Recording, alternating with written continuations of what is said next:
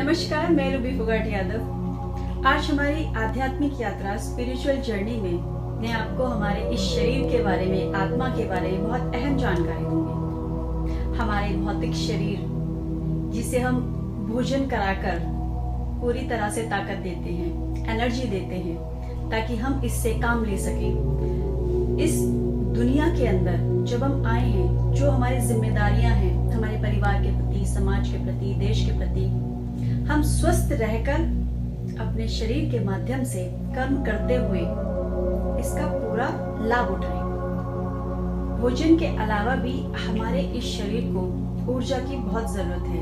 वो है हमारी आंतरिक ऊर्जा।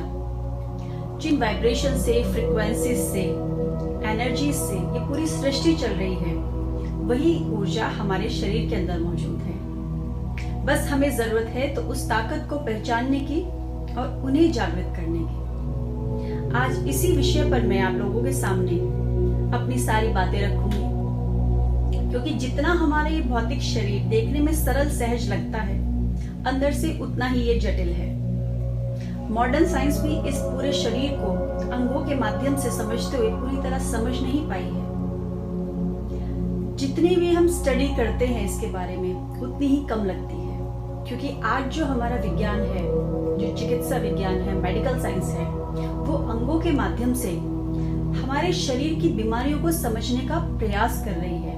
पूरी तरह से अभी तक उन बीमारियों को समझा नहीं गया तो निवारण तो बहुत दूर की बात है। बहुत सी ऐसी बीमारियां हैं जिनका आज तक किसी के पास कोई इलाज नहीं है। फिर ऐसा क्या था कि प्राचीन काल में हमारे सिद्ध पुरुष, ऋषि, मुनि, वो सभी हमारे इस शरीर को समझ लेते थे। शारीरिक तौर पर, मानसिक तौर पर, आत्मिक तौर पर पूरा ज्ञान हासिल करके वो हर एक बीमारी का निवारण कर लेते थे, हर एक बीमारी से छुटकारा पा लेते थे। ये सभी ज्ञान हमारे वेदों में आज भी मौजूद है। जरूरत है तो सिर्फ उस ज्ञान को प्राप्त करने की, समझने की और अपने जीवन में लाकर उसे लागू करके अपने आप को आंतरिक तौर पर मजबूत करने की। हमारा ये भौतिक शरीर जिन ऊर्जाओं पर टिका है, जिस तरह से हम आत्मा को नहीं देख पाते, उसी तरह से हम उस ऊर्जा को नहीं देख पाते जो हमारे शरीर में मौजूद है। हमारे भौतिक शरीर के अंदर चक्र हैं, जिन्हें हम कहते हैं कुंडलिनी। पूरा शरीर उसी ऊर्जा से जागृत है। ये ऊर्जा वैसे तो हमारे शरीर के अंदर मौजूद है, जितनी हमें जरूरत है उतनी हम इस ऊर्जा का इस्तेमाल करते हैं।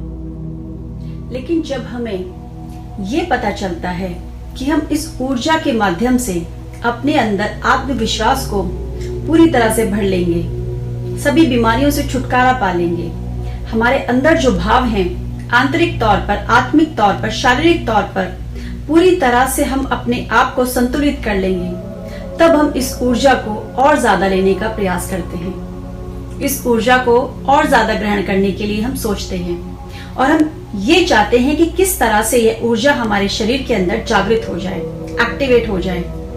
इसके लिए हमारे शरीर के अंदर जितने भी नाड़ियां हैं, उन नाड़ियों के जो पॉइंट्स हैं, जहां वो नाड़ियां मिलती हैं, जहां उन नाड़ी का मिलन होता है, हर उस जगह पर कुंडलिनी है, हर उस जगह पर चक्र है।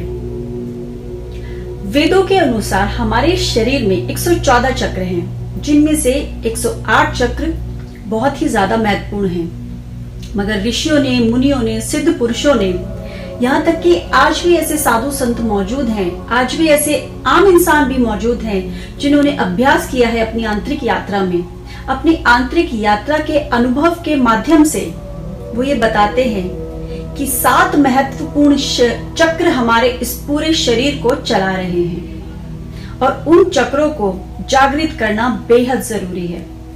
मैं उन चक्र के बारे में ही आपको डिटेल में जानकारी दूंगी, पर आज के इस वीडियो में मैं आपको महत्वपूर्ण यही जानकारी दूंगी कि हमारे शरीर में चक्र होते कितने हैं। जब हम अपनी इस ऊर्जा को एक्टिवेट करते हैं, उसके माध्यम से हम अपने शरीर को कंट्रोल करना सीख जाते हैं, तो तब हम अपनी सारी समस्याओं का समाधान स्वयं ढूंढ लेते हैं। चाहे हमारे अंदर कॉन्फिडेंस की कमी हो, चाहे हमारे घर में धन की कमी हो, चाहे हमारी नौकरी नहीं लग रही हो, पढ़ाई में हम ठीक नहीं हो, जितनी भी कमियां हैं या बीमारी ने हमारे शरीर के अंदर घर कर लिया हो, इन सभी समस्याओं से, टेंशन, तकलीफ, परेशानी से छुटकारा मिल जाता है, क्योंकि हम अपने आप को कंट्रोल करके अपनी ऊर्जा से काम लेना सीख जाते हैं। और ये तभी संभव है जब हमारे 7 चक्र में से हमारे चक्र जागृत होना शुरू कर दें या कुछ चक्र हमारे जागृत हो चुके हों।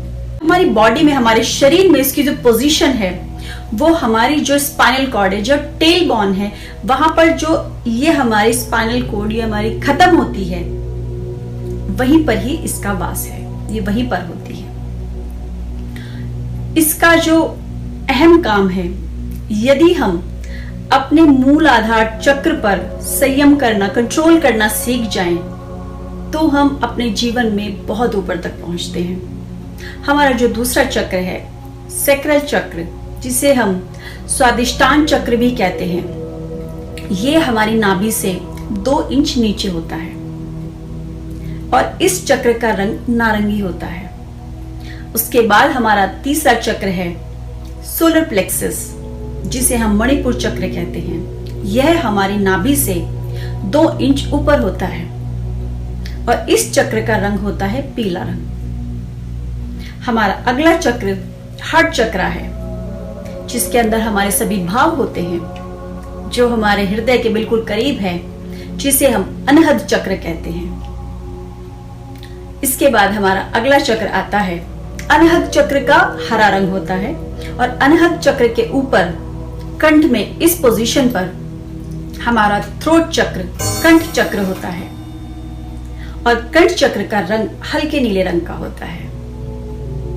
कंठ चक्र से थोड़ा और ऊपर हमारी दोनों आंखों के बीच में, जहां पर हम तिलक लगाते हैं, महिलाएं बिंदी लगाती हैं, इस पॉइंट पर हमारा चक्र आज्ञा चक्र है, जिसे हम तीसरी आंख भी कहते हैं, थर्ड आई चक्र।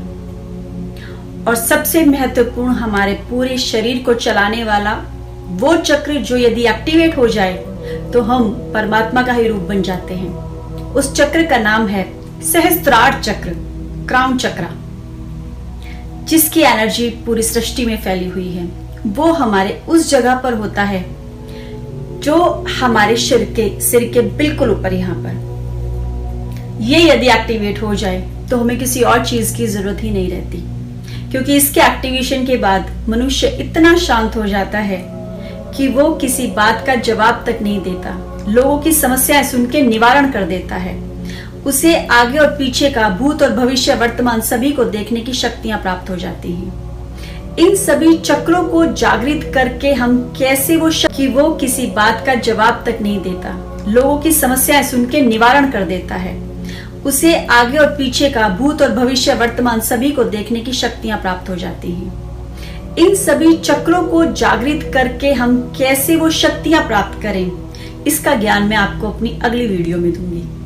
क्योंकि आज की जो हमारी आध्यात्मिक यात्रा थी, इसमें चक्रों के बारे में मैंने थोड़ी जानकारी आपको इसलिए दी है ताकि हम इस वीडियो के माध्यम से चक्रों का नाम जान सके, उन्हें समझ सके। डिटेल में जो मैं आपको एक्सप्लेन करूंगी वो मैं अपनी अगली वीडियो में करूंगी। तब तक आप अपने इस शरीर को थोड़ा और समझिए, थोड़ा और जानिए, आंतरिक यात्रा, आध्यात्मिक यात्रा, स्पिरिचुअल जर्नी के माध्यम से रूबी फोगाट यादव के साथ। बहुत बहुत धन्यवाद। जय हिंद, जय भारत।